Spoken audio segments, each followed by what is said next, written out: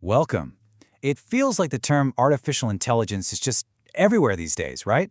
It's on the news, it's in our schools. So let's cut right through all that noise and figure out what it actually means for you and for your classroom. Now, if the term AI makes you feel a little lost or maybe even a bit overwhelmed, guess what? You're in the majority. A recent survey found that a whopping 78% of people feel overwhelmed by how fast new tech is moving. So if you feel that way, you're in exactly the right place. Because here's the thing, AI is so much simpler to get your head around than you might think. And in this quick explainer, we're going to untangle it all together, step by step. No jargon, I promise. All right, first things first, let's tackle that big question. What is AI, really? We're going to strip away all the sci-fi stuff you see in movies and just look at it for what it is. A tool that we can actually understand and use. So, what are we really talking about here? When you hear those two letters, AI, what does it actually fundamentally mean? Well, at its very core, it's just technology that lets computers do things that normally require human intelligence.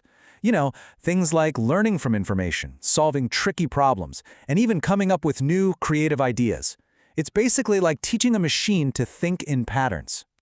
But you know what? Let's make that even simpler. I find the best way to understand something new is with a good analogy, and I think this one will really make it click.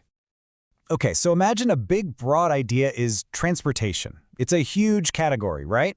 Well, under that giant umbrella, you've got a specific type of transport, like a car.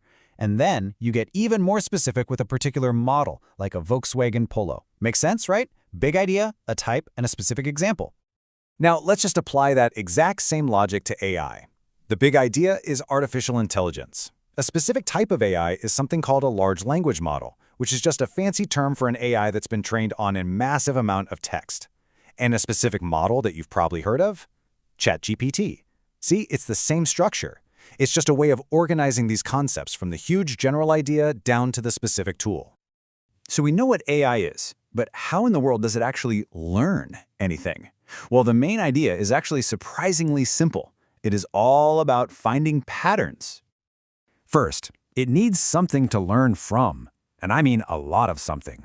We're talking about training these AI systems on gigantic mountains of data. I mean, think of it like making it read pretty much the entire internet. Every book, every article, every website. And after it's taken in all of that information, the AI's job is basically to become a detective.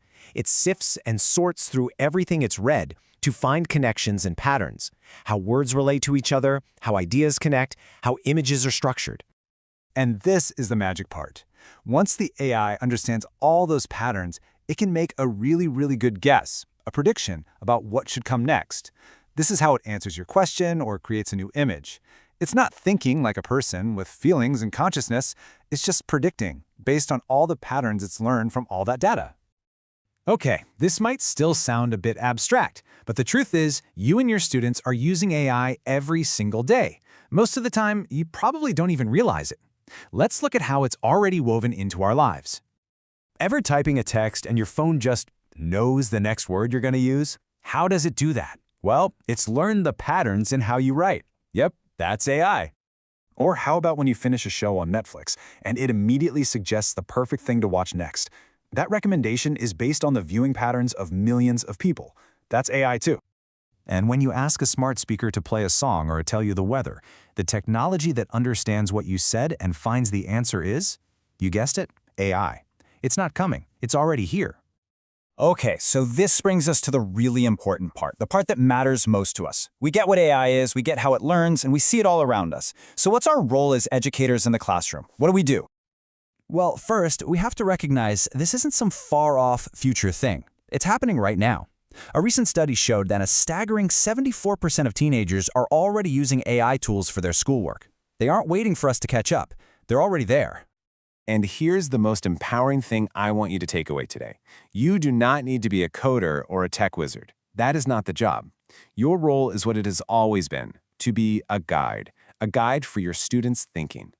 You know, the French Ministry of Education said it perfectly. They said, the school's role is to give students the keys to understand this technology. And, this is the crucial part, to develop a critical spirit towards it.